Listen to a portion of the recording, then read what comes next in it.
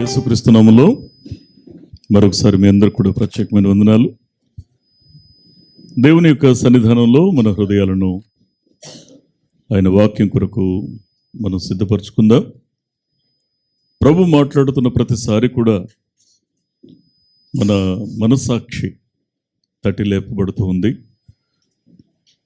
మన అంతరంగాలు తృప్తి చెందుతూ ఉన్నాయి. మరొకసారి ప్రభు మనతో ఏం మాట్లాడని ఉద్దేశించారు, ఈ కడవరి దినాల్లో ఆయన అమూల్యమైన వాక్కు కొరకై ఆశ కలిగి ఆయన తట్టు మనం చూద్దాం.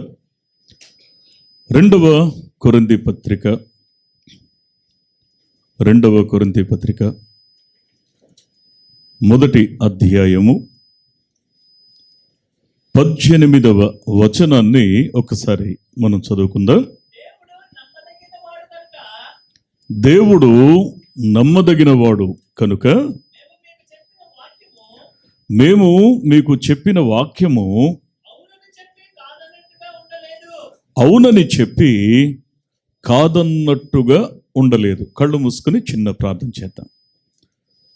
దయగలిగిన తండ్రి, మరొకసారి మీ నమ్మకమైన దీవెనకరమైన ఆశీర్వాదకరమైన పాదాల దగ్గర మా హృదయాన్ని కుమ్మరించి అయ్యా మా మనసులను ఖాళీ చేసుకుని నీ మాటల్ని నింపుకోవడానికి ఆతృతగా నీ వైపు చూస్తూ ఉన్నాం.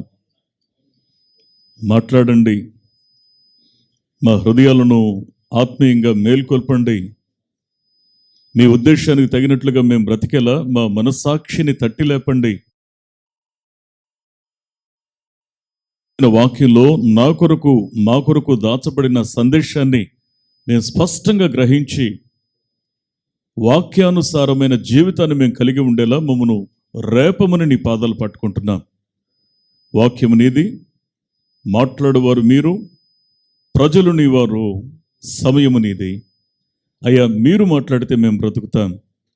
నీ మాటలు వివరించడానికి నేను తగినవాడిని కాదు. నా జ్ఞానం చాలదు, నా యోగ్యత చాలదు. నీ పాదాల దగ్గర సాష్టాంగ పడుతూ ఉన్నాను.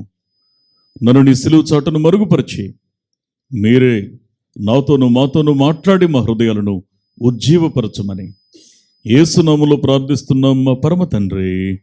Amen, amen.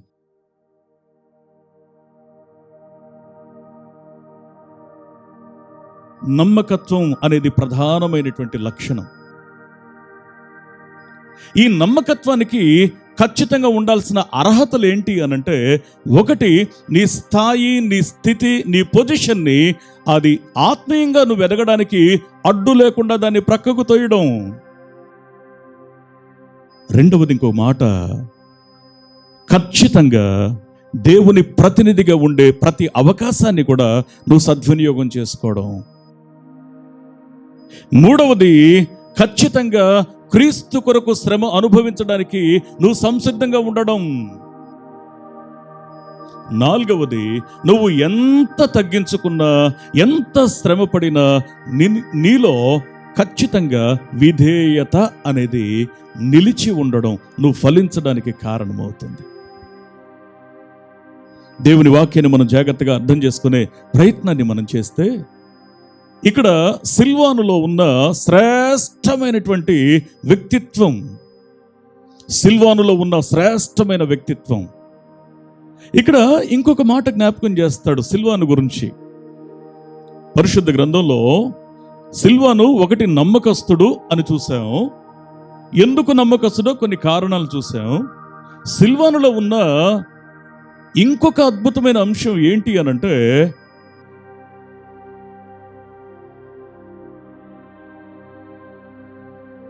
అపోస్తల కార్యముల గ్రంథం 15వ అధ్యాయము 22వ వచనాన్ని ఒకసారి మనం చూద్దాం. అప్పుడు సహోదరులలో ముఖ్యులైన బర్సబా అను మారు పేరు గల యూదాను, శీలను తమలో ఏర్పరుచుకుని, ఆత్మ చెప్పుచున్న మాట చెవిగలవాడు వినుగాక. ఈ సిల్వాను అంటే శీల, వీరిద్దరూ ఒకటే అని చెప్పుకున్నాం. ఇక్కడ ఈ సిల్వానులో, ఈ శీలలో ఉన్న మరొక విశిష్టత ఏంటి అంటే, ముఖ్యుడు. ఆ వచనాన్ని మీరు చదువుతున్నప్పుడు వారిలో ముఖ్యులైన వారు అని ఆ టైటిల్ పెట్టి 2 పేర్లు చదివారు. ఒకటి బర్సబా అనే మారు పేరు కలిగినటువంటి యూదా. బర్సబాని గురించి మనం చాలా విషయాలు మనం ధ్యానం చేశాం. సో ఇప్పుడు రెండవ వ్యక్తి శీల. వీళ్ళిద్దరు కూడా ముఖ్యులు. నేను మళ్ళీ ఈ మాటను జ్ఞాపకం చేస్తున్నా. ఈ ముఖ్యులు అనే ఆ టైటిల్ లేకపోతే ఆ గుర్తింపు ఎలా వస్తుంది? ఒకడు మనుషుల చేత ముఖ్యుడు అని ఎంచబడితే ఆ ముఖ్యత్వానికి పెద్దగా విలువ ఉండదు. అది ఆధ్యాత్మికంగా దేవుడు దాన్ని గుర్తిస్తాడో లేదో కూడా తెలియదు. కానీ వాస్తవం ఏంటి అంటే, నిజంగా నీ ముఖ్యత్వం దేవుని ద్వారా నిర్ధారించబడాలి. అయ్యా, ఒకడు ముఖ్యుడు అని గుర్తించాకే అతడు ఏర్పరచబడతాడు. ముఖ్యుడు అని అనడానికి అర్హత ఏంటి? క్వాలిఫికేషన్ ఏంటి? నెంబర్ 1, ఒకరు ముఖ్యులుగా ఉండాలంటే మొట్టమొదటి అర్హత మత్తయి సువార్త 23వ అధ్యాయము 12వ వచనాన్ని ఒకసారి మనం చదువుకుందాం.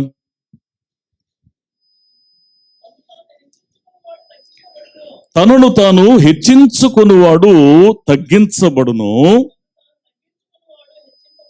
తనను తాను తగ్గించుకునివాడు హెచ్చించబడతాడు. ఆత్మ చెప్పుచున్న మాట చెవిగలవాడు వినుగాక. నేను మళ్ళీ ఈ మాట జ్ఞాపకం చేస్తా ఉన్నాను. అయ్యా, ముఖ్యత్వం అనేది ఎప్పుడు వస్తుందంటే, మనం హడావిడి చేసి, ఆర్భాటం చేసి, మాటలతో గెలిచి, ఇవన్నీ కాదండి. ఇవన్నీ జస్ట్ ఊరికే మన వృధా ప్రయాస. కానీ ముఖ్యత్వం అనేది ఎప్పుడు ఉంటుందంటే, నెంబర్ 1, నిన్ను నీవు తగ్గించుకోవడం అనే ప్రక్రియ నువ్వు ప్రారంభిస్తావే, అప్పుడు నువ్వు హెచ్చించబడడం అనే ప్రక్రియ ప్రారంభమవుతుంది. నువ్వు దేవుని యొక్క సన్నిధిలో నువ్వు ఎంతగా తగ్గించుకుంటావో నువ్వు అంతగా హెచ్చించబడడం. ఎప్పుడైతే తగ్గించుకోవడం ప్రారంభిస్తావో అప్పుడు నువ్వు హెచ్చించబడడం అనే ప్రక్రియ ప్రారంభించబడుతుంది. ఒకటి, ముఖ్యునిగా ఏర్పరచబడిన వానిగా నీవు నేను ఎంచబడాలి అనంటే ఒకటి తగ్గించుకోవాలి. రెండవ అర్హత ఏంటో తెలుసా? కీర్తనల గ్రంథం 14వ కీర్తన 2వ వచనాన్ని ఒకసారి మనం చదువుదాం. వివేకము కలిగి దేవునిని వెదకువారు కలరేమో అని యెహోవా ఆకాశము నుండి చూచి నరులను పరిశీలన చేస్తున్నాడు. వాక్య సెలవిస్తున్న సత్యం ఏంటో తెలుసా? ఎవరు ముఖ్యులుగా దేవుని చేత ఎంచబడతారు అంటే, ఒకటి, తమను తాము నిత్యంగా తగ్గించుకునేవారు, దేవుని దృష్టికి తగ్గించుకునేవారు. రెండవది, వివేకం కలిగిన వారు. మూడవది, నిరంతరం దేవుని వెతికేవారు. వివేకం కలిగి దేవుని వెతకాలి. నీ వివేకం దేవుణ్ణి అన్వేషించడానికి అది ఉపయోగపడుతూ ఉన్నప్పుడు ఏం చేస్తుందంటే, మీరు చూడండి, బంగారాన్ని వెతకడానికి కొంతమంది వెళ్తూ ఉంటారు. వెళ్ళేటప్పుడు ఏం చేస్తారంటే, పలానా చోట బంగారం అనేది దొరుకుతుంది అని తెలిసినప్పుడు ఏం చేస్తారంటే, మంచి మంచి చదువుకున్నోళ్ళు, మంచి మంచి స్థితిలో ఉన్నవాళ్ళు కూడా వారు దీన్ని ఒక ప్రొఫెషన్గా తీసుకున్నాక వెళ్ళిపోయి అక్కడ ఏం చేస్తారంటే, అక్కడ ఉన్నటువంటి కాలువల దగ్గర అక్కడ ఉన్నటువంటి ఆ మట్టిని కొంత తీసుకొని ఆ మట్టిని జాగ్రత్తగా జల్లిస్తూ ఉంటారు. దానికి ప్రాసెస్ ఉంటుంది. దాన్ని జాగ్రత్తగా దాన్ని ఇట్లా నీళ్లు పోయడం, దాన్ని తిప్పడం ఒక బేషన్ లాగా ఉంటుంది. ఆ బేషన్లో పోసి దాన్ని తిప్పుతూ ఉంటారు. ముందేమొస్తుంది? పెద్ద పెద్ద రాళ్ళు వస్తాయండి, అవన్నీ తీయాలి. వివేకం ఏం చేస్తుందంటే, బంగారం దొరికే చోట ఉన్న రాయి కదా అని అనుకోడు. తన లక్ష్యం ఏంటి అంటే బంగారం కోసమే. నీ లక్ష్యాన్ని మర్చిపోవద్దు. నువ్వు దేవుని యొక్క నాగటి మీద చేతిని వేసినప్పుడు, నువ్వు విశ్వాస జీవితంలో అడుగు పెట్టినప్పుడు, నువ్వు దేవునితో ఒడంబడిక చేసుకున్నప్పుడు ఏ ప్రమాణాన్ని అయితే చేసావో ఆ ప్రాథమికమైన ప్రమాణాలని నువ్వు మర్చిపోవద్దు. రాళ్ళని ఇసిరి అవతల బారేస్తాడు. ఇంకా చేస్తున్నప్పుడు ఇంకొంచెం చిన్న చిన్న సైజులో ఇంకొన్ని రాళ్ళు, వాటిని కూడా తీసేస్తాడు. ఆ తీసేటప్పుడు పరీక్షిస్తాడు, ఏది ఏంటి. ఇక్కడ వివేకం పనిచేస్తుంది. ఈ వివేకం భౌతికమైంది కాదు, ఆధ్యాత్మికమైంది అని అన్నప్పుడు ఆత్మీయంగా నువ్వు ఎదగడానికి అవసరమైందేంటో దాన్ని హత్తుకుంటావు, అది అభ్యంతరకరమైందేంటో దాని నుంచి తప్పుకుంటావు. అవసరమైన దాన్ని హత్తుకోవాలి, అనవసరమైన దాన్ని ఖచ్చితంగా దాని నుండి తప్పుకోవాలి, వదులుకోవాలి. తర్వాత శ్రమపడి ఆ అడుగున ఎక్కడో దాని అంచుల్లో అతుక్కొని ఉంటుందండి. చిన్న చిన్న రవ్వల్లా ఉంటాయి, చిన్న చిన్న పొడి. ఏం చేస్తాడంటే ఈ ఆయిల్ క్యాన్ ఉంటుంది చూస్తారా, మిషన్లకి సైకిల్కి ఆయిల్ వేసేవాళ్ళం చిన్నప్పుడు. అలాంటి క్యాన్ తీసుకొని దాంతో పట్టుకుంటాడు. చేతి కూడా దొరకవు అవి, కానీ దాని విలువ తెలిసిన వాడు ఏం చేస్తాడంటే దాన్ని పట్టుకోవడానికి ఆ చిన్న క్యాన్ తీసుకొచ్చి దాంతో దాన్ని కరెక్ట్గా పీలుస్తాడు లోపలికి. దీనికోసం ఇంత శ్రమ పడాలా అంటే దాని విలువ తెలిసినోడు ఆ మాట అనుకోడు. ఆధ్యాత్మికంగా మనం విశ్వాస జీవితంలో స్థిరులుగా ఉండాలి అంటే ఆయన కొరకు అన్వేషించే ఆ మనస్సులను కలిగి ఉండాలి. ప్రియ స్నేహితులారా, అందుకే ఒకటి ఈ సిల్వాను లేదా శీల, ఒకటి నమ్మకమైన వాడు, రెండవది ఖచ్చితంగా ముఖ్యుడు, ఏర్పరచబడిన వాడు. ఈ ఏర్పరచబడ్డవాడు ముఖ్యుడు అంటే వాని యొక్క అర్హత ఏంటి అనంటే, నెంబర్ 1 తగ్గించుకునే తత్వం కలిగిన వాడు, రెండవది వివేకం కలిగి దేవునిని వెదకేవాడు. ఎప్పుడైతే దేవునిని వెదికే మనస్సు కలిగి ఉంటామో దేవుడు ఇన్వాల్వ్ అవుతాడండి. అలాంటి వారి కొరకు దేవుడు అన్వేషిస్తూ ఉన్నాడు. ఒక ఆశ్చర్యకరమైన మాట చెప్పన, పరిశుద్ధ గ్రంథం నుండి కీర్తనల గ్రంథం 89వ కీర్తన 20 వచనాలు ఒకసారి మనం చూద్దాం. నా సేవకుడైన దావీదును నేను కనుగొని ఉన్నాను, ఆత్మ చెప్పుచున్న మాట చెవిగలవాడు వినుగాక. అయ్యా, నేనొక మాట చెప్పనా, నీ భక్తిని ప్రజలు గుర్తించక్కర్లా, నీ ప్రార్థన ప్రజలు మెచ్చుకోక్కర్లా, నీ యొక్క విశ్వాస జీవితాన్ని ప్రజలు దానికి ముద్ర వేయక్కర్లా. కానీ దేవుని వాక్యాన్ని మనం జాగ్రత్తగా అర్థం చేసుకునే ప్రయత్నాన్ని మనం చేస్తే దేవుడు కనుగొనాలి.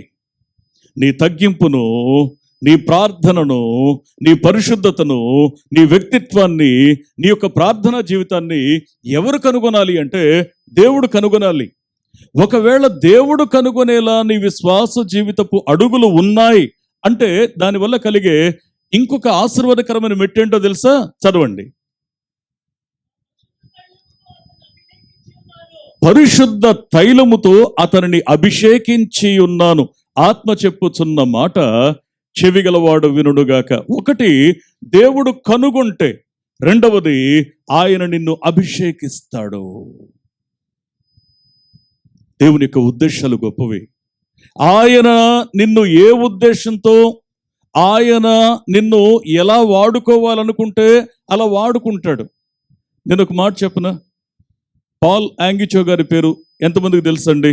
అన్ని చేతులు లేస్తాయి ఇంచుమించి, నాకు తెలుసు. కానీ పాల్ యాంగిచో గారు రక్షించబడడానికి ఆయనకు ఒక బైబిల్ తీసుకెళ్ళి ఇచ్చింది ఒక చిన్న పిల్ల.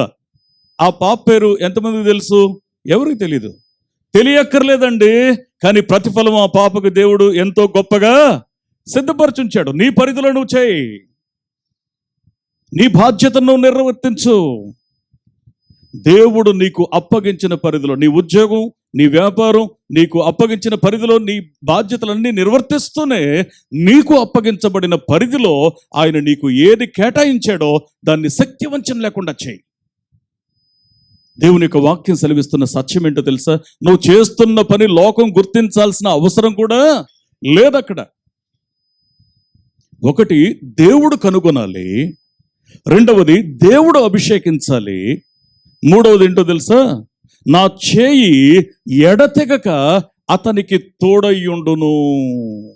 ఎప్పుడైతే దేవుడు నిన్ను కనుగొంటాడో, ఎప్పుడైతే దేవుడు నిన్ను అభిషేకిస్తాడో, ఆ తర్వాత దేవుని యొక్క చేయి ఎడతెగక నీకు తోడై ఉంటుంది.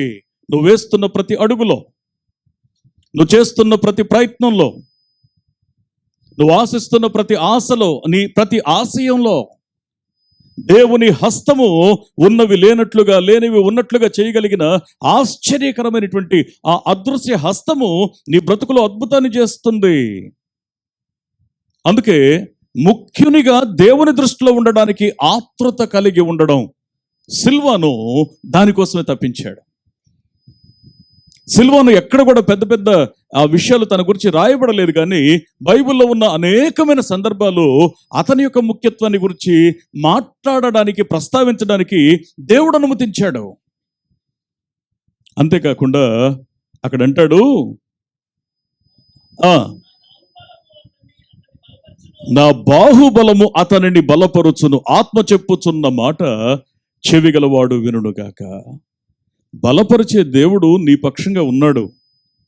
ఆ బలమైన కార్యాలు చూడాలి అంటే నువ్వు ఆయన పక్షంగా ఉంటావా? ఆయన బలమైన కార్యాలు చూడడానికి నీ జీవితంలో ఒక్కసారి ఆయనకి అవకాశం ఇస్తావా అని పరిశుద్ధాత్ముడు ప్రశ్నిస్తున్నాడు.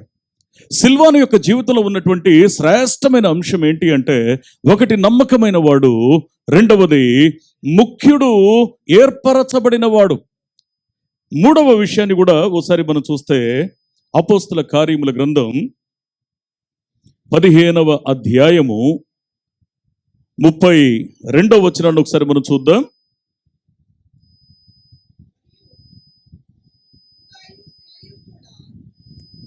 మరియు యూదాయు శీలయు కూడా ప్రవక్తలై ఉండినందున పెక్కు మాటలతో సహోదరులను ఆదరించి ఆత్మ చెప్పుచున్న మాట చెవిగలవాడు వినుగాక. నేను మళ్ళీ ఈ విషయాన్ని జ్ఞాపకం చేస్తున్నాను. శీల ఎలాంటి వాడు అనంటే, అతడు ప్రవక్త. అంటే నేను బాధపడుతూ, సిగ్గుపడుతూ, భయపడుతూ ఒక మాట చెప్తున్నానండి. ఈ రోజుల్లో ప్రవక్త అన్నటువంటి ఆ పేరును ఎంత దుర్వినియోగం చేసుకుంటున్నారు అనంటే, ఏమండి, అసలు ప్రవచనం యొక్క ముఖ్య ఉద్దేశం ఏంటో తెలుసా? ప్రవచనం యొక్క అసలు మూల సూత్రం, ఉద్దేశం ఏంటో తెలుసా? ప్రకటన గ్రంథం 19వ అధ్యాయము 10వ వచనాన్ని ఒకసారి మనం చదువుకుందాం. చదవండి. అందుకు నేను అతనికి నమస్కారము చేయుటకై అతని పాదముల ఎదుట నేను సాగిల పడితే, వద్దు సుమి, నేను నీతోనూ యేసును గూర్చి సాక్ష్యము చెప్పు నీ సహోదరులతోనూ సహదాసుడను. దేవునికే నమస్కారం చేయాలి. యేసును గురించిన సాక్ష్యము ప్రవచనము యొక్క సారము. ఆత్మ చెప్పుచున్న మాట చెవిగలవాడు వినుగాక. ప్రవచనము యొక్క సారం అంటే అర్థం ఏంటో తెలుసా అండి? యేసును గురించిన సాక్ష్యమే. అపోస్తలులు ఏం చేశారంటే, వారు ఏది చూచారో, ఏది విన్నారో, ఏది ఉన్నట్లు వారు ముట్టుకొని చూశారో, అనుభవించి చూశారో, దాని గురించి సాక్ష్యం చెప్పారు. అదే సువార్త. ప్రవచనం అనంటే యేసుక్రీస్తుని, హోల్ బైబిల్ 66 పుస్తకాల యొక్క సారాంశం యేసును గూర్చి మాట్లాడుతూ ఉంది. అదే ప్రవచనం. నాకు వేదన కలిగే విషయం ఏంటంటే, ఈ రోజుల్లో ప్రవచనం అన్నటువంటి మాటని ప్రజల మనసులను విశ్వాసం నుంచి చెరిపివేసే ప్రయత్నాలు జరుగుతూ ఉన్నాయి. మనసుకు తోచింది, బుద్ధికి తోచింది, ఆలోచనకు తోచింది ఎదుటివారి యొక్క మనసులను ఆకట్టుకునేది స్వలాభం కోసం. ఏమండి, ఎంత వేదనకరమైన విషయం ఇది. అయితే ఇంకా దీని గురించి నేను ఎక్కువ మాట్లాడడానికి నేను బాధపడుతున్నాను. కానీ అయ్యా, యేసుక్రీస్తును గూర్చినటువంటి సాక్ష్యం ఏదైతే ఉందో అదే ప్రవచన సారము. ఇక్కడ మాట్లాడుతూ అంటాడు, నాకు కొన్ని ఫోన్ కాల్స్ వస్తాయి, మీకు తెలుసు కదా. నేను చాలా సంవత్సరాలుగా టీవీ పరిచర్యలో 10-12 ఏళ్ళుగా వాక్యం చెప్తా ఉన్నాను. ఫోన్లు చేసి, ఏమండి మరి మేము 2 చోట్లకి పిల్లని చూడడానికి వెళ్ళాం. దేనికి వెళ్ళాం? ఇప్పుడు ఎవరిని చేసుకోవాలో తెలియట్లేదు. దానికి మీరు ప్రార్థన చేసి చెప్పండి.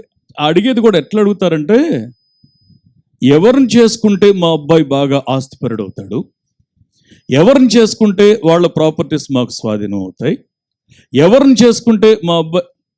నేనన్నాను, అమ్మ నా దగ్గర చిలక కానీ లేకపోతే కాకి కానీ ఉడత కానీ ఏమన్నా కనబడుతుందమ్మా మీకు? ఎందుకు సార్ అలా అడుగుతారు? నేను జోస్యాలు చెప్పనమ్మా, నేను వాక్యం మాత్రమే చెప్తాను. నాకు జోస్యాలు చెప్పడం చేత కాదు, నేను జోస్యాలు చెప్పను. మీ మనస్సులను ఆకట్టుకోవడానికి ఈరోజు నేను ఏదైనా మాట్లాడితే, నేను ప్రవచనం అంటూ ఇలా చేయి అని నేను 1000 మందికి చెప్తే కనీసం 100 మందికైనా జరగదా? 1000 మంది మీద నేను విసిరానండి ఆవాలు చిన్న చిన్నయే, ఖచ్చితంగా తగులుతాయా లేదా? మంది మీద మిరియాలు అంటారు, నేను దానికంటే చిన్న సైజు చెప్తున్నా. ఆవాలు తగులుతాయా తగలవా? ఖచ్చితంగా నాకే తగిలింది. అవును, విసిరితే ఏదో ఒకటి వచ్చి తగులుద్ది. తర్వాత జరగని 900 మంది నాకు సపోర్ట్ చేయరు, నా గురించి పట్టించుకోరు, వదిలేస్తారు. కానీ జరిగిన 100 మంది ఏం చేస్తారు తెలుసా? కుమారయ్య గారు చెప్పారండి ఆ ప్రవచనం, అసలు అట్లాగే జరిగిపోయిందండి. వాళ్ళు 100 మంది ఎక్కడున్నారో నాకు ఫోన్ చేశాక ఇక నేను వదిలిపెట్టను, కెమెరా తీసుకుని వాళ్ళు వెంట వెళ్తూ ఉంటాను. వాళ్ళ స్టేట్మెంట్స్ నాకు కావాలి. దౌర్భాగ్యమైన పరిచర్య అది,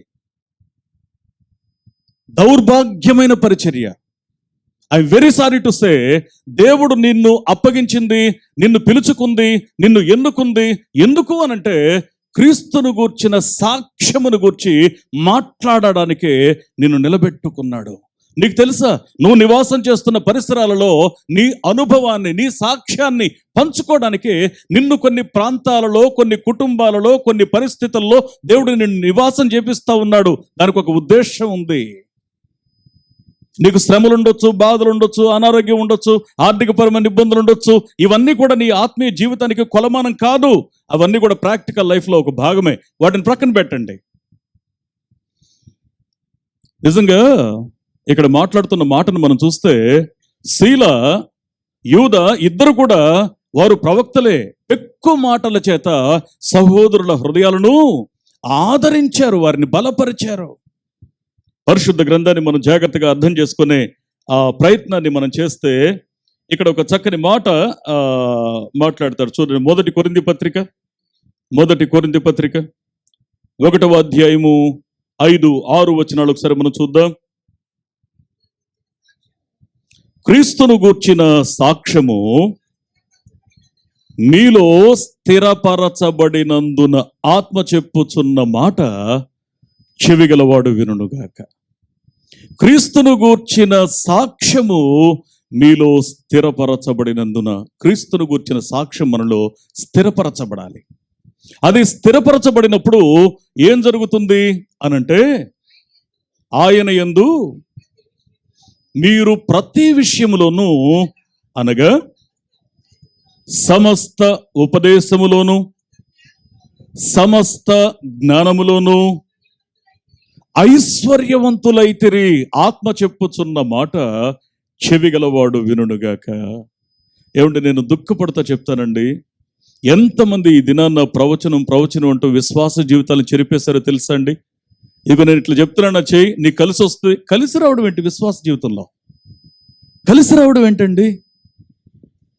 విశ్వాస జీవితంలో కలిసి రావడం ఏంటి? కలిసి రాకపోవడం ఏంటి? దేవుని యొక్క వాక్యం సెలవిస్తున్న సత్యం ఏంటంటే, ఇదిగో నువ్వు ఇట్లా చేయి, నువ్వు ఈ దిక్కునెళ్ళు, నువ్వు ఇట్లా చేయి, లేకపోతే నువ్వు స్థానం. నేను మళ్ళీ వేదంతో ఒక మాట చెప్తున్నానండి, నువ్వు దేవునితో కలిసి ప్రయాణం చేస్తే సమకూడి జరుగుతాయి. ఆ పదం పలుకు. నువ్వు దేవునితో కలిసి అడుగులు వేస్తే, దేవుని వాక్యాన్ని గుండెల్లో దాచుకుని నువ్వు ప్రయాణం చేస్తే సమకూడి జరుగుతాయి. ఆ పదం పలుకు. విశ్వాస జీవితంలో పరిశుద్ధ గ్రంథాన్ని మనం జాగ్రత్తగా అర్థం చేసుకునే ప్రయత్నాన్ని మనం చేస్తే, అయ్యా క్రీస్తును గూర్చిన సాక్ష్యం మనలో స్థిరపడితే మనం ఆధ్యాత్మికంగా ఐశ్వర్యవంతులం అవుతాం. అందుకే ఇక్కడ మాట్లాడుతూ సిల్వాను యొక్క జీవితాన్ని గురించి, అంటే ఇతను ఏ అనుభవంలో ఉన్నాడు? ప్రారంభంలో ఉన్న 4 అనుభవాలకు పరిమితమైనడు కాదు, ఈ శ్రేష్టమైన 5వ అనుభవంలోకి వచ్చినవాడు. అంటే క్రీస్తు కొరకు బ్రతకడానికి, సావడానికైనా సిద్ధపడినవాడు, క్రీస్తుతో కూడా ఏలడానికి తాను మనస్ఫూర్తిగా శ్రమను సహించడానికి ఇష్టపడినవాడు. దేవుని వాక్యాన్ని మనం జాగ్రత్తగా అర్థం చేసుకునే ప్రయత్నాన్ని మనం చేస్తే, సిల్వాను గురించి మాట్లాడినటువంటి మాట, ఒకటి తాను నమ్మకస్తుడు, రెండవది ముఖ్యుడు, ఏర్పరచబడినవాడు, మూడవది తాను ప్రవక్త, ఎక్కడ కూడా తను హెచ్చించుకోలేదు, నాలుగవది ఏంటి అనంటే తాను పౌలుతో కూడా జత పనివాడు, ప్రకటించినవాడు. పరిశుద్ధ గ్రంథాన్ని మనం జాగ్రత్తగా చూస్తే 2వ కొరింథీ పత్రిక 1వ అధ్యాయము 19వ వచనాన్ని ఒకసారి మనం చదువుకుందాం. చదవండి.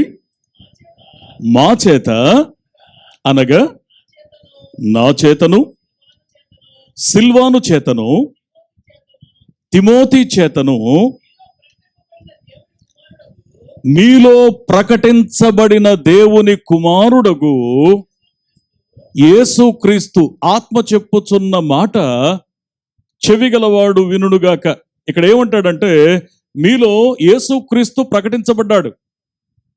యేసుక్రీస్తు ఎవరి ద్వారా ప్రకటించబడ్డాడో తెలుసా? మా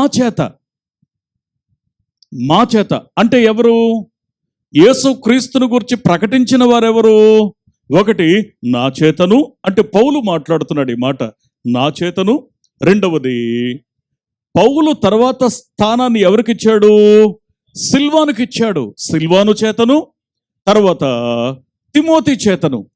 దేవుని వాక్యాన్ని మనం జాగ్రత్తగా అర్థం చేసుకునే ప్రయత్నాన్ని మనం చేస్తే, పరిచర్యలో సంఘం నిర్మించబడడంలో సిల్వాను యొక్క ఇంపార్టెన్స్ ఎంత ఉందో తెలుసండి. ఎక్కడ కూడా తనను తాను ఘనపరుచుకునే ఆ ప్రయత్నాన్ని తాను ఎక్కడనో చేయలే. అందుకే సిల్వాను నమ్మకస్తుడని ఎంచబడ్డాడు, సిల్వాను ముఖ్యుడు అని ఎంచబడ్డాడు, సిల్వాను ఏర్పరచబడిన వాడని ఎంచబడ్డాడు, సిల్వాను ప్రవక్త అని నియమించబడ్డాడు. అంతేకాదు, పౌలుతో జత పనివానిగా, ప్రకటించువానిగా తానున్నాడు అన్న విషయాన్ని మనం గమనిస్తా ఉన్నాం. జత పనివానిగా, ప్రకటించువానిగా. ఏమండి, నేను ఒక విషయాన్ని మీకు జ్ఞాపకం చేయను. ఆధ్యాత్మిక జీవితంలో మన యొక్క అడుగులు ఎలా పడాలి అంటే, మొట్టమొదట దావీదు భక్తుడు ఒక ఎక్స్పీరియన్స్ చెప్తాడు. భలే అద్భుతంగా దీనికి కనెక్ట్ అయ్యేటువంటి మాట. 23వ కీర్తన 5వ వచనాన్ని ఒకసారి చదవండి. నా శత్రువుల ఎదుట నీవు నాకు భోజనాన్ని సిద్ధపరిచావు, నూనెతో నా తల అంటి ఉన్నావు, నా గిన్నె నిండి పొర్లుచూ ఉన్నది. ఆత్మ చెప్పుచున్న మాట చెవిగలవాడు వినుడుగాక. 3 మాటలు ఇస్తాడు. ఒకటి, మొట్టమొదటి మాట ఏంటి అనంటే, నాకు సమాధానాన్ని ఇచ్చావు. అటు మనుషులతో కానీ, మహోన్నతుడా నీతో కానీ నాకు సమాధానాన్ని ఇచ్చావు. ఇది మొదటి అనుభవం. రెండవది చదవండి. రెండవది, అభిషేకించావు. అంటే ఇది నీ ఎన్నిక, నీ ఎంపిక, నీ ప్రతిష్టకు ఇది గుర్తు. నువ్వు ప్రతిష్ఠించావు అనడానికి నిదర్శనం. ఒకటి, సమాధానాన్ని ఇచ్చావు. రెండవది, అభిషేకాన్ని ఇచ్చావు. మూడవది, ఇప్పుడు నా గిన్నె నిండి పొర్లుచూ ఉన్నది. మీరు ఒక విషయాన్ని జ్ఞాపకం చేసుకోండి. ఒక గ్లాస్లో, ఖాళీగా ఉన్న ఒక గ్లాస్లో, సుమారు ఒక 200 ml పట్టే గ్లాస్ అది. నేను 1 లీటర్ బాటిల్ ఓపెన్ చేసి నేను దాంట్లో పోయడం ప్రారంభించాను. పోసేటప్పుడు ఏం జరుగుతుంది? దాదాపు ఒక 150 ml పోసాను అనుకోండి. ఈ గ్లాసు ఇంకెవరికైనా సప్లై చేసుద్దా? లేదు. 150 ml అయినంత వరకు ఇంకా నింపబడడానికి వెయిట్ చేస్తుంది. కానీ ఈ పోయడం అనే ప్రక్రియ ఆపకుండా పోస్తూ ఉన్నప్పుడు 200 ml నింపబడ్డాక దాని లెవెల్ పూర్తయింది. నింపబడిన తర్వాత ఏం చేస్తుందంటే అదనంగా పడే ప్రతి చుక్కని కూడా అవసరతలో ఉన్న వారికి దాన్ని ప్రవహింపజేస్తూ ఉంటుంది. అట్ ద సేమ్ టైం తనలో ఉన్న నింపుదల తగ్గకుండా ఆ పోయబడుతున్న దాన్ని స్వీకరిస్తూ నింపబడిన దాన్ని ఇతరులకు పంచుతూ అది తన నింపుదల్ని తగ్గించుకోకుండా అది అదనంగా ఉన్నదాన్ని ఇతరులకు పంచిపెట్టే వ్యక్తిత్వం. నేను ఒక మాట జ్ఞాపకం చేయనా? 5వ ఎక్స్పీరియన్స్, నిండి పొరులుతున్న అనుభవం. నింపబడిన వారిగా ఉండాలి, నింపబడుతూనే ఉండాలి. అంతేకాదు ఆ పొంగి ప్రవహించే ఆ పొరిలే అనుభవం ఇతరుల యొక్క దప్పికను తీర్చడానికి. నీ జీవితంలో ఈ రెస్పాన్సిబిలిటీ ఉంది. నీకు తెలుసా ఈ సత్యం? మన జీవితంలో ఈ రెస్పాన్సిబిలిటీ ఉంది. నీ ఇరుగు పొరుగున ఉన్నవారికి, నీ చుట్టూ ఉన్నవారికి, సమస్యలో ఉన్నవారికి, వ్యసనములో ఉన్నవారికి, అవసరతలో ఉన్నవారికి, నలిగిపోతున్న వారికి నీ యొక్క ఖచ్చితమైనటువంటి సహవాసం, నీ సహనం, నీ అనుభవాలను పంచుకునే స్థితి ఖచ్చితంగా అవసరం. అందుకే దేవుడిని నా ప్రాంతంలో ఉంచాడు. తెలుసా ఈ సత్యం? దేవుని వాక్యాన్ని మనం జాగ్రత్తగా అర్థం చేసుకునే ప్రయత్నాన్ని మనం చేస్తే ఆయన ప్రకటించేవానిగా ఉన్నాడు. సహదాసునిగా ఉండడం అంటే, నేను మళ్ళీ మీకు ఒక మాట జ్ఞాపకం చేస్తానండి. ఇతరులకు ప్రకటించే ఆ యోగ్యత, అర్హత ఎప్పుడొస్తుంది మనకి? మీరు జస్ట్ ఈ మాటల్ని గమనించండి. నెంబర్ 1, 1 కొరింథీ పత్రిక 11వ అధ్యాయము 26వ వచనంలో మనం ఒక మాటను చూస్తాం. మీరు ఈ బలలో చేతులు వేస్తున్నారు కాబట్టి, ఈ రొట్టె ద్రాక్షరసాన్ని తీసుకుంటూ ఉన్నారు కాబట్టి, ప్రభువు వచ్చు వరకు ఆయన మరణమును ప్రచురించాలి. ప్రకటించే వారి మొదటి అర్హత ఏంటో తెలుసా? సంఘంలో నిరంతరం ఆయన యొక్క రక్తమాంసములలో పాలు పంపులు పొందుతూ ఖచ్చితంగా నీ జీవితపు అనుభవంలో నుండి, నీ భక్తి జీవితం నుంచి ఒక సందేశాన్ని లోకానికి పంపించాలి. ఆయన మరణ పునరుద్ధానాల్ని నువ్వు ప్రకటించాలి. అంటే మొట్టమొదట సంఘంతో ఐక్యత కలిగి ఉండు. రెండవది, ఫిలిప్పీ పత్రిక 2వ అధ్యాయం 16వ వచనంలో మనం చూస్తే, అట్టివారి మధ్య, అట్టి జనము మధ్య, ఎట్టి జనము మధ్య, ఎవరి మధ్య అయితే నువ్వు వాక్యాన్ని ప్రకటిస్తున్నావో, ఎవరి మధ్య అయితే నువ్వు సాక్ష్యాన్ని చెప్తున్నావో, ఎవరి మధ్య మాదిరికరంగా బ్రతకడానికి నిర్ణయించుకున్నావో, అట్టి జనుల మధ్య జీవవాక్యమును చేత పట్టుకొని వెలుగుతున్న జ్యోతుల వలె ఉండాలి. ఎవరి మధ్య దేవుడు నిన్ను ఉంచాడో, ఎవరికి నువ్వు విశ్వాసాన్ని గురించి పంచుతున్నావో, మాట్లాడుతున్నావో, అట్టి జనుల మధ్య జీవవాక్యమును పట్టుకొని నీవు ఖచ్చితంగా ఒక జ్యోతిలా వెలుగుతూ ఉండాలి. 3వ అనుభవం ఏంటో తెలుసా? కొలస్సీ పత్రిక 2వ అధ్యాయము 6-7 వచనాలు కలిసి ఉంటాయి. అక్కడ వేరుపారిన అనుభవాన్ని గురించి మాట్లాడతాడు. ఇది స్థిరత్వాన్ని సూచిస్తూ ఉంది. వేరుపారిన అనుభవం. ప్రియ స్నేహితులరా, దేవుని వాక్యాన్ని మనం జాగ్రత్తగా అర్థం చేసుకునే ప్రయత్నాన్ని మనం చేస్తే, 1, ఆయన మరణ పునరుద్ధానాల్ని ప్రకటించాలి. 2వది, ఖచ్చితంగా జీవవాక్యమును చేత పట్టుకొని నువ్వు నడవాలి. నీ మాట, నీ వ్యక్తిత్వం, నీ జీవితం, నీ యొక్క జీవన శైలి వాక్యానుసారంగా ఉండేలా నువ్వు జాగ్రత్త పడాలి. 3వది, వేరుపారిన అనుభవం కలిగిన స్థిరత్వం, నిలకడ. ఒకప్పుడు ఏ విషయంలో అయితే తొందరపడ్డామో, తడబడ్డామో, పడిపోయామో, మళ్ళీ ఆ పరిస్థితులు మన బ్రతుకులోకి వచ్చినప్పుడు స్థిరంగా నిలబడి చూపించగలగాలి. అది క్రీస్తునందు వేరుపారినప్పుడు సాధ్యమవుతుంది. ఆ తర్వాత ఇంకొక అనుభవం ఏంటంటే, ప్రభు ఒక ఉపమానం చెప్పే ముందు ఒక మాట చెప్తాడు. లూకాసు వార్త 18వ అధ్యాయము 1వ వచనంలో, వారు విసుకక నిత్యము ప్రార్థన చేయుచూ ఉండాలి అని ఈ ఉపమానం చెప్పాడు. దేవుని యొక్క వాక్యం సెలవిస్తున్న సత్యం ఏంటి అనంటే, అయ్యా, నోరు తెరిచి నువ్వు సువార్తను ప్రకటిస్తున్నా ప్రకటించకపోయినా మొట్టమొదట నీ జీవితం సువార్తను ప్రకటిస్తుంది. ఎప్పుడు అనంటే నువ్వు సంఘంతో ఐక్యత కలిగి ఉన్నప్పుడు, రెండవది వాక్యమును హత్తుకొని ఉన్నప్పుడు, మూడవది క్రీస్తులో వేరుపారి నువ్వు స్థిరంగా ఉన్నప్పుడు, నాలుగవది నిరంతరం విసుగక నిత్యము ప్రార్థన చేస్తూ ఉన్నప్పుడు. దేవుని వాక్యాన్ని మనం జాగ్రత్తగా అర్థం చేసుకుంటే, సిల్వాను లేదా శీల తన జీవితంలో ఈ అనుభవాలను కలిగి తన జీవితం ద్వారా దేవుని ప్రకటిస్తూ వచ్చాడు.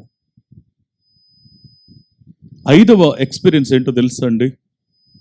ఈ సిల్వాను జీవితంలో ఇంకొక శ్రేష్టమైన మాట, ప్రయాసపడినవాడు లేదా పాటుపడినవాడు. దేవుని పరిచర్య కొరకు ప్రయాసపడినవాడు, పాటుపడినవాడు. ఎలా అర్థం చేసుకోవాలి? మీరు తర్వాత జాగ్రత్తగా ఇంటికి వెళ్ళాక చదవండి. అపోస్తుల కార్యముల గ్రంథం 16వ అధ్యాయము 19 నుండి 34 వచనాలు మనసులో పెట్టుకోండి, రాసుకోండి, తర్వాత చదవండి.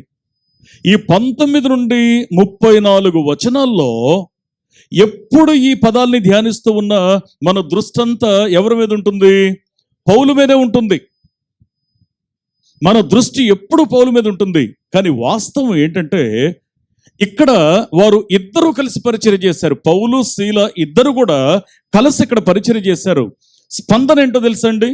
వారు అంత ఆశగా దేవుని పని చేస్తే మెప్పు దొరకకపోగా, ఒకటి మీరు తర్వాత జాగ్రత్తగా గమనించండి, 19వ వచనంలో వారిని ఈడ్చుకొని పోయి,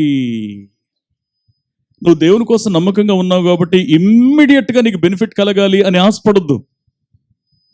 ఇమ్మీడియట్గా గౌరవం కలగాలి అని కూడా కోరుకోవద్దు. వారు అప్పుడే దేవుని పరిచర్యను ఉధృతంగా చేసి తృప్తిగా పరిచర్య చేసిన తర్వాత వెంటనే వారికి దక్కింది ఏంటంటే, వారిని ఈడ్చుకొని పోయి అనే మాటను 19వ వచనంలో చూస్తాం. మీకు సత్యం తెలుసా? నాకు అనిపిస్తూ ఉంటుంది దీన్ని ధ్యానిస్తూ ఉన్నప్పుడు, ప్రభువా, నువ్వు గెత్సెమనే తోటలో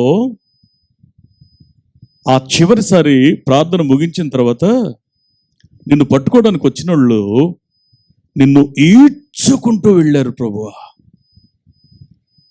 నువ్వు ఏ అనుభవాన్ని అయితే పొందావో అదే ఎక్స్పీరియన్స్ని వీరు సంతోషంగా చేస్తున్నారే.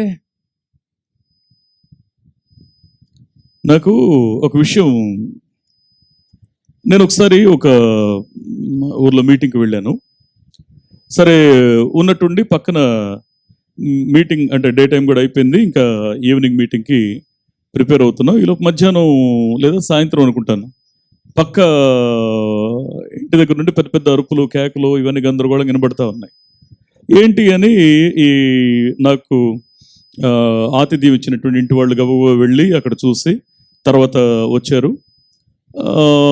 సరే, తర్వాత విషయం ఏంటంటే, సరే పక్కన ఉన్న ఒక అతను ఏదో ఒక చిన్న పొరపాటు చేశాడు, దొరికిపోయాడు. దొరికిపోయిన తర్వాత పిచ్చగొట్టుడు కొట్టారు. అట్లా ఇట్లా కాదు. సరే, ఈ విషయాన్ని తీసుకెళ్ళి అందరితో ఆపకుండా ఆ వీధిలో వాళ్ళకి చెప్తే వాళ్ళన్న వచ్చి దూరం, అప్పుడు దాకా విషయం తెలియక దూరం తీస్తూ ఉన్నారు. వద్దయ్యా, ఆగండి, కొట్ట చచ్చిపోతాడే, వదిలేండి అయ్యా అని విషయం చెప్పగానే ఆ వీధిలో ఉన్న వాళ్ళందరూ కొట్టారు. సరే, తర్వాత వీళ్ళు పోలీసులు కంప్లైంట్ చేశారు. పోలీసులు ఏం చేశారంటే వాళ్ళు కొట్టారు. సరే, ఏం చేశాడు ఏంటి అన్న విషయాన్ని మనం వదిలేద్దాం. సరే, తర్వాత అతను మళ్ళీ సాయంత్రానికి తీసుకొచ్చి ఇంట్లో కూర్చోబెడితే, ఏంటయ్యా అసలు ఏంటి సంగతి అని అంటే, సరే ఒకసారి వాళ్ళంతా బాగా అలజడిగా ఉన్నారండి, వాళ్ళు ఏమన్నా చేసేసుకుంటారేమో, అవమానం భరించలేక ఒక్కసారి వచ్చి కొంచెం ప్రార్థన చేసేయాలండి అని చెప్పేసి పిలిచారు నన్ను. సరే, వెళ్ళాను. నేను వెళ్ళిన తర్వాత ఆ కుర్రోడిని అడిగాను, ఏంటి తమ్ముడు, ఏంటి పరిస్థితి అని అంటే, తనంటాడు, జరిగిన సంభాషణ చెప్పట్లేదు, తనంటాడు, పర్వాలేదన్నా, యేసు ప్రభువే దెబ్బలు తిన్నాడు, నాదెంత అన్నాడు. ఓరే దౌర్భాగ్యుడా, నువ్వు చేసిన పనికి నువ్వు తనులు తిని, నువ్వు చేసిన పనికి నువ్వు అట్లా పోల్చుకుంటున్నావా? అయితే నీకు ఇది చాలలేదు, బహుశా ఇంకోటి ఏదో రెడీగానే ఉండుంటుంది. నేను ఒక విషయం చెప్పనా, నీ నోటి వల్ల ఏదైనా ఒక సమస్య నీకు వస్తే, నీకోసం నేను శ్రమ పడుతున్నాను అనొద్దు. నీ స్వయంకృత అపరాధం వల్ల ఏదైనా నీకు నొప్పి కానీ, బాధ కానీ, సమస్య కానీ వస్తే, నేను దేవుని కొరకు శ్రమ పడుతున్నాను అనొద్దు. నువ్వు దేవుని కొరకు త్యాగపూర్వకంగా నువ్వు చేస్తున్నప్పుడు నీకు మెప్పు ఉండదు, నీకు ఘనత ఉండదు. కొన్నిసార్లు ఈడ్చుకొని వెళ్ళడం ఉండొచ్చు. అప్పుడు మనసులో ఒక నిబ్బరం కలుగుండు, నన్ను త్రాసులో వేసి తూచేవాడు నా దేవుడున్నాడు, తప్పైతే దిద్దుకుంటాను. ఇది ఖచ్చితంగా దేవుని కోసం అనుభవించాలంటే ఆ శక్తిని దేవుడు నాకు అనుగ్రహించునుగాక. ఆశ్చర్యం ఏంటంటే, మీరు తర్వాత ఈ భాగమంతా 19 నుంచి 16వ అధ్యాయం 19 నుంచి 34 వచనాలు చూస్తే, 19వ వచనంలో వారిని ఈడ్చుకొని వెళ్ళి, వారిని అంటే పౌలును శీలను, శీలున్నాడు అక్కడ, ఈడ్చుకొని వెళ్ళి 22వ వచనం చూడండి, వారి మీదకి దొమ్మిగా వచ్చి. ఏంటి నేను మౌనంగా ఉన్నా ఈ మధ్య, ఒక మాట అనకముందే అందరు ఒక్కసారి నా మీద పడిపోయారేంటి? ఆశ్చర్యపడొద్దు, సర్ప్రైజ్ అవ్వద్దు, దేవుని శంకించొద్దు. శీల ఏం చేస్తున్నాడంటే, దొమ్మిగా వారి మీదకి వస్తూ ఉంటే ఏమాత్రం మనసులో విశ్వాసం చెదిరిపోలా, ఈడ్చుకొని వచ్చారు, దొమ్మిగా వచ్చారు. తర్వాత 23వ వచనంలో అక్కడ బాధకరమైన విషయం ఏంటంటే, వారిని చాలా దెబ్బలు కొట్టి. కొన్నిసార్లు నీ గౌరవం మీద దెబ్బలు పడతాయి, నీ లక్ష్యాల మీద దెబ్బలు పడతాయి, నీ ఆకాంక్ష మీద దెబ్బలు పడతాయి, నీ వ్యక్తిత్వం మీద దెబ్బలు పడతాయి, నీ మంచితనం మీద దెబ్బలు పడతాయి. పెద్ద సర్ప్రైజ్ అనుకోవద్దు. నేను ఇంత మంచిగా ఉంటే నువ్వు ఇట్లా వాళ్ళు అట్లాగే అనుకుంటారు. కానీ దేవుడు ఏం చేస్తున్నారంటే, ఇప్పుడు వాళ్ళ వైపు చూడట్లా, ఇప్పుడు నీ వైపు చూస్తున్నాడు. ఎందుకు అనంటే, ఆశ్చర్యకరుడైన దేవుని యొక్క పనిలో, పరిచర్యలో నువ్వు పాటుపడే వ్యక్తిగా ఉన్నావు అని దేవుడు గుర్తిస్తున్నాడు, విశ్వసిస్తున్నాడు. వారిని ఈడ్చుకొని వచ్చి, దొమ్మిగా వారి మీదకి వచ్చి చాలా దెబ్బలు కొట్టి, ఆ తర్వాత చెరసాలలోకి 24వ వచనం చూస్తే, చెరసాలలోకి వారిని త్రోసి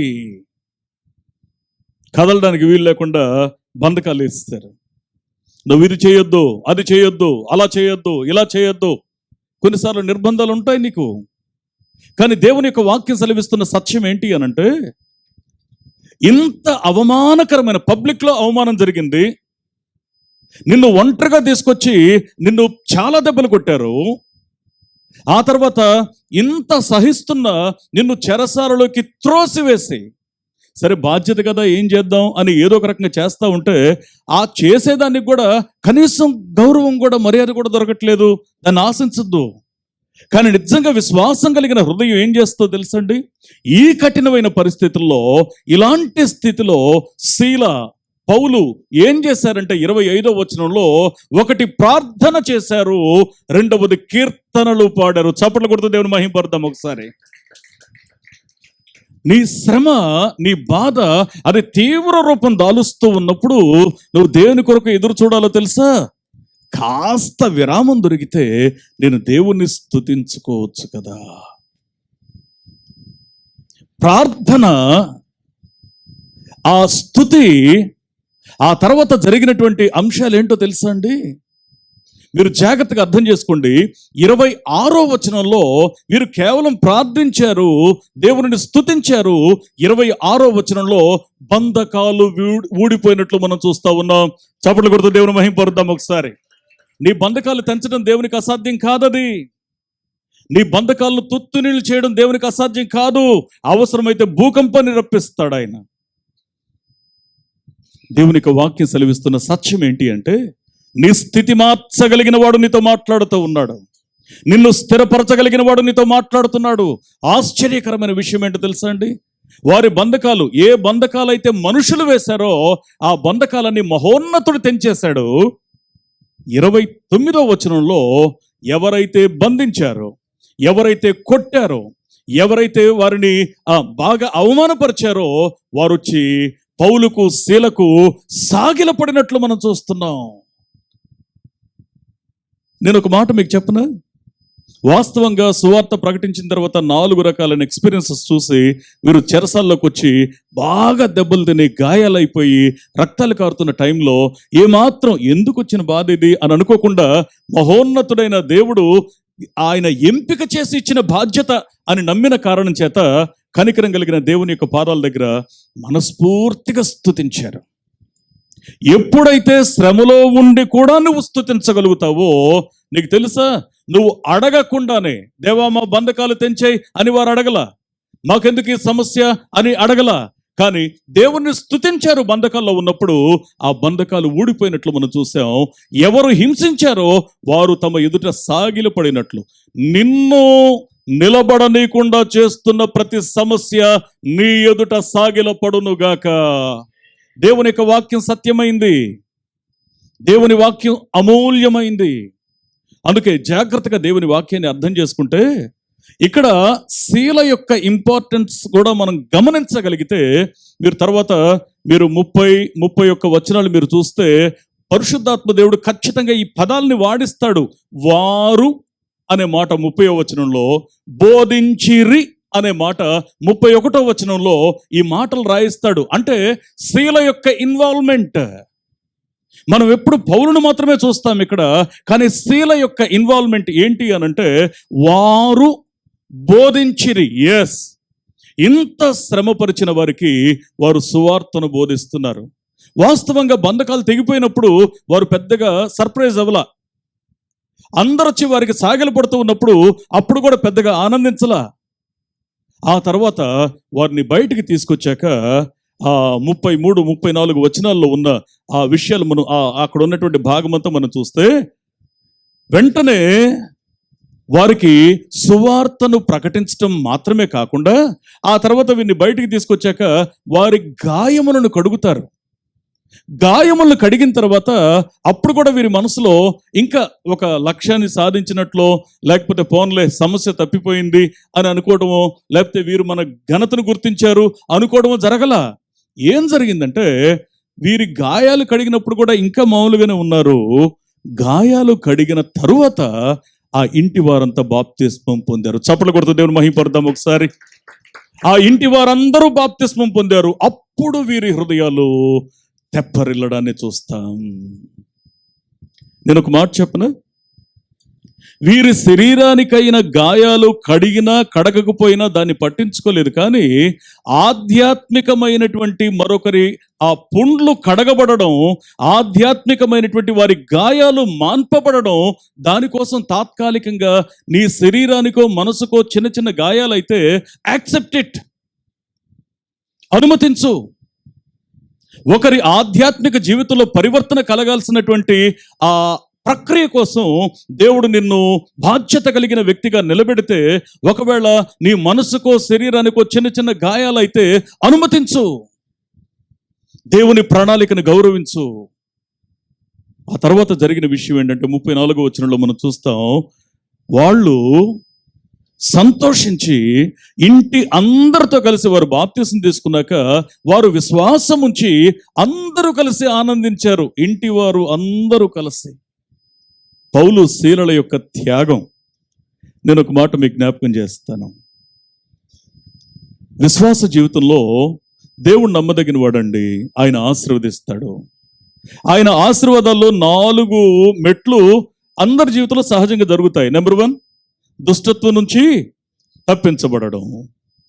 నెంబర్ 2, పాపములు క్షమించబడి పవిత్రత కలిగి ఉండడం. నెంబర్ 3, శోధల నుంచి తప్పించుకోవడం. నెంబర్ 4, విశ్వాసమును బట్టి దేవుని దగ్గర అడిగి పొందుకోవడం. ఇంత మాత్రమే కాదండి విశ్వాస జీవితము. 5వ మెట్టు, అది శీలలో మనం చూస్తున్నాం. క్రీస్తు కొరకు బ్రతకాలి అంటే మానసికంగా కొన్నిసార్లు మనం చావాలి. దేవుని యొక్క వాక్యాన్ని మనం జాగ్రత్తగా అర్థం చేసుకునే ప్రయత్నాన్ని మనం చేస్తే, శీల తన యొక్క జీవితంలో 1 తను తాను చంపుకున్నాడు, 2వది సహించుకున్నాడు. అందుకే పౌలు యొక్క ఉద్దేశాన్ని మనం అర్థం చేసుకుంటే, దేవుడు నమ్మదగిన వాడండి, మర్చిపోవద్దు అని స్టేట్మెంట్ చెప్పాడు. ఈ మాటని రెండవ కొరింథీ పత్రిక 1:18 దేవుడు నమ్మదగిన వాడు అన్న స్టేట్మెంట్ చెప్పాడు. మేము మీకు ఏది చెప్తున్నామో దానికి భిన్నంగా మేము బ్రతకటం లేదు అని మాట్లాడాడు. తర్వాత 19వ వచనంలో అక్కడ ఏమన్నాడంటే, ఈ సత్యాన్నే మేము మీకు ప్రకటించాం అని ప్రకటించిన వారి లిస్ట్ చెప్పాడు. మూడవది, అయ్యా ఎన్నెన్ని ప్రమాణాలు ఉన్నాయి చూడండి. 20వ వచనం చూడండి, రెండవ కొరింథీ పత్రిక 1వ అధ్యాయము 20వ వచనం. దేవుని వాగ్దానములు ఎన్ని అయినను అన్నయు క్రీస్తునందు అవును అన్నట్లే ఉన్నవి గనుక దేవుని వాక్యాన్ని మనం జాగ్రత్తగా అర్థం చేసుకునే ప్రయత్నాన్ని మనం చేస్తే దేవునికి మహిమ కలగాలి. అల్టిమేట్గా ఉన్నటువంటి ఉద్దేశం అదే. నేను చివరిగా ఒక వచనాన్ని మీకు జ్ఞాపకం చేయనా? దేవుని యొక్క ఎంపిక, దేవుని యొక్క ఎన్నిక, దేవుని యొక్క ఆలోచన, ఈ ఆయన ప్రణాళిక గుండా నేను ప్రయాణం చేస్తున్నాను అనే నిశ్చయత మన జీవితంలో ఎంత మేలు చేస్తుంది అనంటే, ప్రియ స్నేహితులరా, మొదటి తెస్సలోనిక పత్రిక 5వ అధ్యాయము 23-24 వచనాలు ఒకసారి మనం చదువుకుందాం.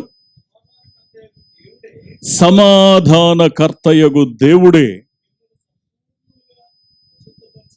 మిమ్మును సంపూర్ణముగా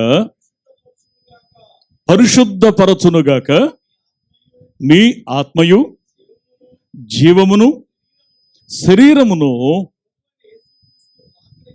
మన ప్రభు అయిన యేసుక్రీస్తు రాకడయందు నిందారహితముగాను సంపూర్ణముగాను ఉండునట్లు కాపాడబడునుగాక. ఆత్మ చెప్పుచున్న మాట చెవిగలవాడు వినుగాక. నేను ఒక మాట మీకు జ్ఞాపకం చేయనా? అయ్యా, దేవుని యొక్క సన్నిధిలో ఈ 5వ మెట్టు విశ్వాస జీవితం ఉంది. ఆ పరిస్థితి మన బ్రతుకులో ఉండాలి. నెంబర్ 1, నమ్మకత్వం కలిగి ఉండడం. నమ్మకత్వం కలిగి ఉండడం. రెండవది ఇక్కడ మాట్లాడాడు, నమ్మకత్వం కలిగి ఉండడం అంటే దానికి ఉండాల్సినటువంటి వాల్యూస్ ఏంటో మాట్లాడాడు. రెండవది, తాను ఖచ్చితంగా ముఖ్యుడు, ఏర్పరచబడినవాడు. ముఖ్యుడుగా ఉండాలి అనంటే తనకు అవసరమైనటువంటి ఆ అర్హతల గురించి మాట్లాడాడు. ఒకటి, తగ్గింపు కలిగిన వాడై ఉండాలి. రెండవది, వివేకం కలిగి దేవుని వెదికేవాడై ఉండాలి. ఆ తర్వాత దేవుని చేత కనుగొనబడిన వాడై ఉండాలి. దేవుని చేత అభిషేకించబడిన వాడై ఉండాలి. మూడవది, అతడు ప్రవక్త. ప్రవక్త యొక్క రెస్పాన్సిబిలిటీస్ ఏంటో అక్కడ మాట్లాడినట్లు మనం చూసాం. క్రీస్తును గురించిన సాక్ష్యమే ప్రవచన సారం. ఆ క్రీస్తును గురించిన సాక్ష్యం మీ మనసులో అది పదిలపరచబడాలి. అంత మాత్రమే కాకుండా అతడు జతపనివాడు లేదా ప్రకటించువాడు. ప్రకటించడానికి అర్హత ఏంటి అనంటే నీ ప్రాక్టికల్ లైఫ్, దానికి కొన్ని అనుభవాలు మనం చూస్తూ నడిచాం. 5వది, పాటుపడినవాడు, ప్రయాసపడినవాడు. ఏ మేలు, ఏ గుర్తింపు కోసం ఎదురు చూడకుండా తాను ప్రయాసపడినవాడు. నిజంగా పౌలును మాత్రమే చూసిన ఆ కనులు ఒక్కసారి తనతో పాటు సరిసమానంగా పరిచర్య చేసినటువంటి ఈ యొక్క శీలను ఒక్కసారి జ్ఞాపకం చేసుకోండి. శ్రమలో ఉన్నప్పుడు దేవుని స్తుతించిన అనుభవాన్ని చూడండి. ఆ కనికరం కలిగిన దేవుని మీద ఎంత ఆశ కలిగినటువంటి, ఎంత ఆశ్చర్యకరమైనటువంటి మనసు కలిగినటువంటి ఆ ప్రేమను మనం చూస్తూ ఉన్నాం. ఆ ప్రేమను మనం చూస్తూ ఉన్నాం. దేవుని యొక్క వాక్యం సెలవిస్తున్న సత్యం ఏంటి అనంటే, దేవుడు నమ్మదగినవాడు. నీ జీవితం, నా జీవితం కూడా నమ్మకంగా, సవాలుకరంగా ఉండాలని, శీల కలిగి ఉన్నటువంటి ఆ జీవితాన్ని, ఆ సవాలుకరమైన స్థితిని మనం కలిగి ఉంటే ఎంత సవాలుకరంగా ఉంటుంది కదా. ఒక్కసారి దేవుని అడుగుదాం, ఒక్కసారి దేవుని మనం వెతుకుదాం, ఒక్కసారి దేవుని అర్థిద్దాం, ప్రార్థిద్దాం. దేవా, శీల వంటి సమర్పణ కలిగినటువంటి జీవితాన్ని, సిల్వాను వంటి సమర్పణ కలిగిన జీవితాన్ని నాకు దయచేయి అని ఒక్కసారి మనం దేవుని సన్నిధిలో మనం వేడుకుందాం. కళ్ళు మూసుకుందాం, మనం ప్రార్థన చేసుకుందాం. కళ్ళు మూసుకుందాం, మనం ప్రార్థన చేసుకుందాం.